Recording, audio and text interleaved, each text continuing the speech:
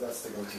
Down here. And then the special. The double cut, the epi there. Here's the weird thing about this guitar. Look at like how the holes on the pickups don't line up with the strings. Yeah. Yeah. You know? So I get really weird like harmonics and terrible feedback off this guitar. Oh yeah, that makes sense. I used it. It's actually a really great guitar when I do solos and stuff. Yeah. So when I'm recording, I'll often do solos on this one because it just feels great. The neck is good. I can get up higher, the double cut. I really like. And that neck is nice. Yeah. Yeah. This guitar, I wasn't really in the market, but then I saw it. I'm sure you could get a replacement. I could probably get it rerouted. Yeah. Shifted down, but then I'd have that ugly gap at the top. Yeah. But even down here, like this one is way off too. But they're the crappy Epiphone pickups. I might put some Gibsons in there and they line up. You never know. Yeah. Yeah, that's so strange. I mean, I feel like if you took it to like a really good tech, that they could do a little bit of research and find some aftermarket kind of replacements that would really line up. Yeah, I love the guitar. I mean, it looks cool.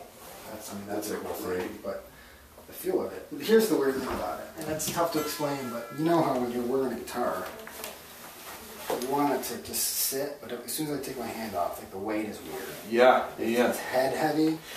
So I'm always like holding it. These Epiphone ones are kind of that way. These Grover, these are something else. You can get even just switching out the tuners. The tuners if you go and check the the specs on them on like StuMac.com, you'll be able to, like, if you pulled those off and weighed them, they'd probably be like 8 or 9 ounces, and they've got ones that are 5 ounces, and sometimes that can be like I did that with my P bass that I was playing when I was playing bass at that's the Cursor Branch store. Yeah, so I had the stock Fender tuning pegs machines on there, and I got these Hipshot Ultralight brand ones. And if you look at it, you can see there's the holes for the old Fender ones are there, and these other ones are slimmer and lower profile. But that changed the weight to where I could let go and the thing would just stay put. I know, that's a big deal, I think. Yeah, it actually wouldn't hurt to at least take them off and then see how if it still drops. And the other thing that's you can do, there's a company that they, and this is not a good solution, but they make a thing that you put. It's like just a weight. It's a weight right there. Yeah. But you can. I was thinking about putting weight in here. You could definitely do that. Lead or something to just. If you put some lead in there, that would work. You can also like from inside here, drill a little hole and put some liquid lead in there of the right weight. Yeah. Like if you add some, just hang some weights on there when you're holding it and see what kind of weight you need to put on there to make it balance, because it's just a scale, that you're trying to balance. I have that same thing. I just bought an Epiphone SG that I really like, but I have to do that process to it because it just goes right. Totally does that. And when I get it done, it's going to be really rad. I really like it. What did you use to play a casino or something? How about it? I had an Epiphone Dot, and then I switched back to Tellies for a while, and just recently I've switched to SGs. And what is driving your transitions there? Well, there was a comfortability with the Dot. I just was attracted to it for some reason, but it was probably the least measured and reasonable kind of decision. The Telly is just one thing that I've always used, and I had an SG for a while in 2005 and 2006, and all the EP, Few Moving Parts EP, is on this SG, but it was one of the SGs that were like the natural finish. It was a Gibson guitar, but they were a little bit like a little chintzy in some of the electronics and stuff like that, and the construction of it was a little funny. And this Epiphone plays way better and is just way nicer of a guitar than that.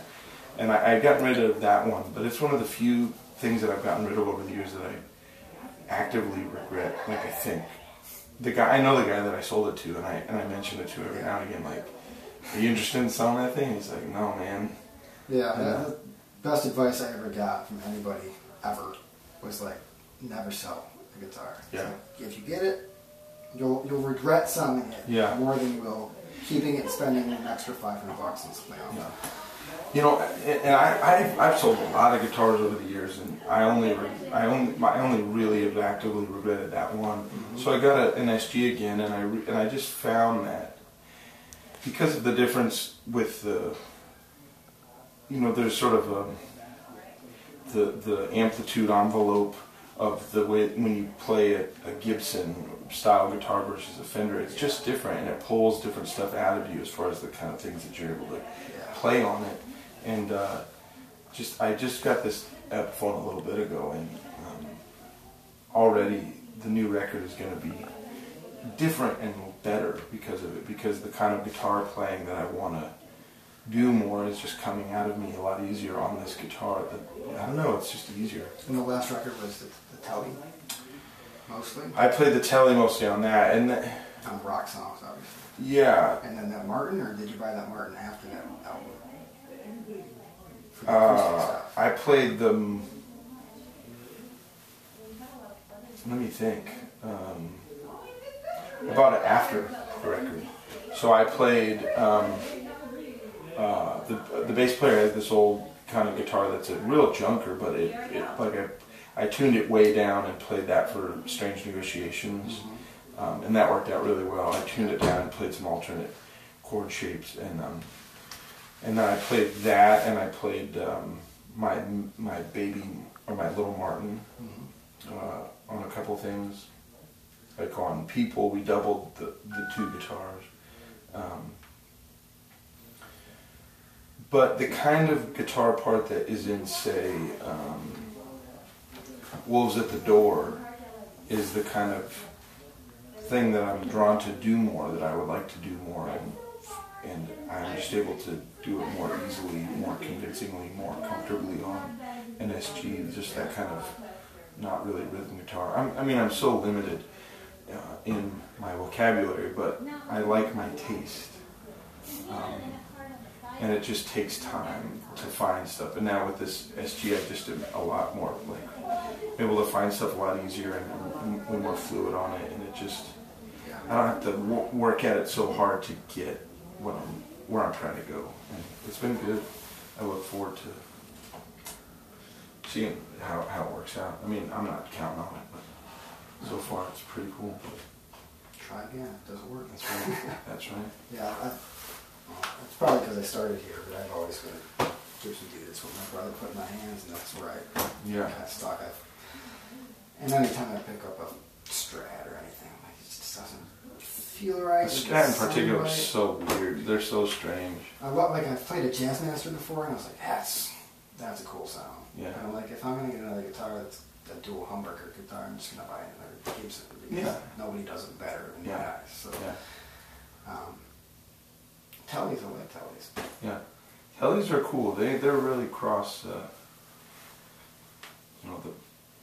taste. I feel like they're just a really great guitar. That for some reason, every time I've seen somebody playing an SG in the last 3 years or 4 or 5 years since I sold that thing, I just get gas for one so bad. And so finally, I got one, and I'm just really happy. Really like it. It sits more comfortably on me too, and once I get that heavy neck thing, that'll be a cool thing. All SGs have that, just by the way they're cut. Yeah. The body's so thin, and they just. Yeah. It'll just take a little bit of kind of finessing, and then once I just get it to sit just right, then it'll really be. That's a great idea about changing out the tuners and stuff. Like that never even crossed my mind to try that. Yeah, if you go on StewMac, like you can go through and look at all you have to click around a bunch because the specs are not right on the first page of anything. But you'll see that certain sets are like, there's some that are sub 6 ounces, and I think shaving 3 or more ounces off of it could tip the balance. It could tip the balance, and then that and adding some weight somewhere in the back could really redeem that guitar, because that's not cool. Those things just sit right on you. They don't move when you let go. These. Mm-hmm. Oh yeah, these are soft. Well, the leather strap helps because it's not as slidey, but Yeah. they're just, that's, Yeah. no matter where I put it, it's just going to stay there. The balance is perfect. But obviously this body It's a heavy is ass. probably 5 pounds more than that. Yeah. Yeah, so it just wants to just drag it down. And I play a Les Paul bass, which Yeah. is also a monster. Yeah. So it just feels comfortable. That's fucking cool. Yeah, this too. This is, Yeah, those do that. that guitar is class. I don't even, this Wandre, I do all this research to try and find out like more details on the guy. He was an artist in Mhm. Italy. Like that's what Clearly. his primary trade was as an artist. Mhm. Sorry. And then he just like decided he wanted to start making guitars. And I think it's got some aluminum neck. Mm-hmm. Oh, that's so strange. But it's kind of a cool tone because it's got that neck and the hollow body. And plugged in, it's that ancient pickup. That's pretty cool. So that's, Is it ends up being useful?